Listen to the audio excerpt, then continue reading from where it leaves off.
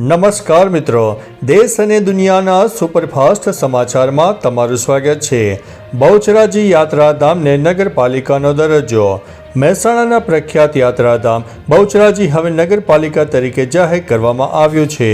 આ નિર્ણયથી અહીંના વિકાસ માટે નવા દ્વાર ખુલી ગયા છે। હવે નગરપાલિકા દરજ્જો મેળવવાથી યાત્રાધામમાં સર્વાંગી વિકાસની સંભાવના ઊભી થઈ છે।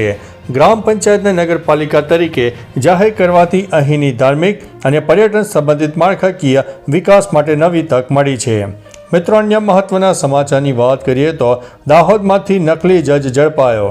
દાહોદ જિલ્લામાં એક વ્યક્તિએ જજ તરીકે ખોટી ઓળખ આપીને લોકોને કોર્ટ કેસના નિકાલની લાલચ આપીને છેતરપિંડી કરી। મૂળ બનાસકાંઠાનો આરોપી વકીલ સહિત અન્ય સરકારી હોદ્દાઓની પણ નકલી ઓળખ કરતો હોવાના પુરાવા મળ્યા।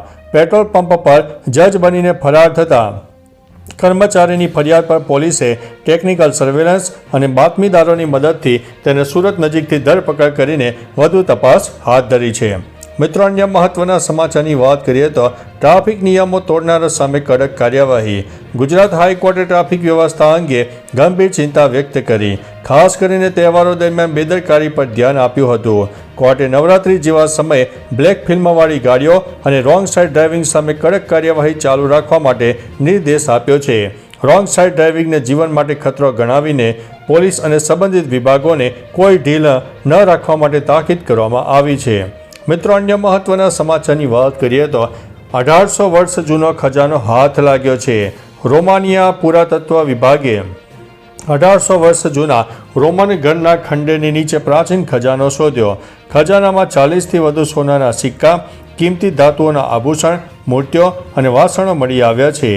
આગથી નષ્ટ થયેલા ઘરના નીચે લાકડાના બોક્સમાં છુપાયેલા આ ખજાનામાં સિક્કાઓ પર લીલા અને વાદળી પડ ચડી ગયું છે, છતાં આકાર અખંડિત છે।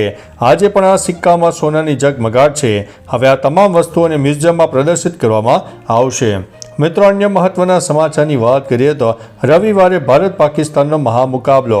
પાકિસ્તાને યુએઈ સામેની મેચ 41 રનથી જીતીને આગળ વધ્યું છે।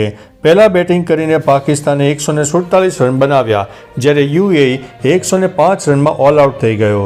આ જીત સાથે ભારત અને પાકિસ્તાન વચ્ચેની બીજી મેચ નિશ્ચિત થઈ ગઈ છે। બંને ટીમો રવિવારે એટલે કે 21 સપ્ટેમ્બરે આમને સામને આવશે અને ચાહકોમાં ઉત્સુકતા વધી રહી છે। હવે રવિવારની મેચમાં નવો વળાંક આવશે કે કેમ? કમેન્ટમાં આપના પ્રતિભાવ જરૂરથી જણાવજો। મિત્રો, અન્ય મહત્વના સમાચારની વાત કરીએ તો ગઈકાલે બનાસકાંઠાના વાવમાં 2.8ની તીવ્રતાનો મધ્યમ સ્તરનો ભૂકંપનો આંચકો આવ્યો।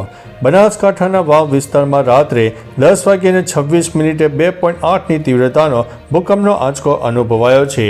ભૂકંપનું કેન્દ્ર વાવથી લગભગ 25 કિલોમીટર દૂર હોવાનું સિસ્મોલોજી વિભાગે જણાવ્યું છે। હાલ સુધી કોઈ જાનહાનિ કે નુકસાનીના સમાચાર નથી। સ્થાનિક લોકો થોડા સમય માટે ઘરની બહાર આવી ગયા હતા। અધિકારીઓ પરિસ્થિતિ ઉપર નજર રાખી રહ્યા છે। મિત્રો, અન્ય મહત્વના સમાચારની વાત કરીએ તો હજુ પણ વરસાદની આગાહી। હવામાન વિભાગની આગાહી મુજબ અમદાવાદ, ગાંધીનગર, અરવલ્લી, ખેડા, આણંદ, પંચમહાલ, દાહોદ, મહીસાગર, વડોદરા, છોટાઉદેપુર, નર્મદા, ભરૂચ, સુરત, ડાંગ, નવસારી, તાપી, દમણ, દાદરાનગર હવેલી સહિત દક્ષિણ અને મધ્ય ગુજરાતના વિસ્તારોમાં વરસાદ પડી શકે છે। ઉપરાંત સુરેન્દ્રનગર, રાજકોટ, જામનગર, પોરબંદર, જૂનાગઢ, અમરેલી, ભાવનગર, મોરબી, દ્વારકા, ગીર સોમનાથ, બોટાદ અને દીવમાં પણ વરસાદની શક્યતા રહેલી છે।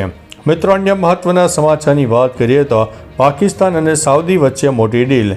પાકિસ્તાન અને સાઉદી અરબે સ્ટ્રેટેજિક મ્યુચ્યુઅલ ડિફેન્સ એગ્રીમેન્ટ નામના મહત્વપૂર્ણ કરાર ઉપર હસ્તાક્ષર કર્યા। આ ડીલ મુજબ જો કોઈ દેશ એક દેશ પર હુમલો થાય તો તે બંને દેશ પર હુમલો ગણાશે। આ સમજૂતી પાકિસ્તાનના પ્રધાનમંત્રી શાહબાઝ શરીફની સાઉદી યાત્રા દરમિયાન અલ યમામા પેલેસમાં થઈ છે।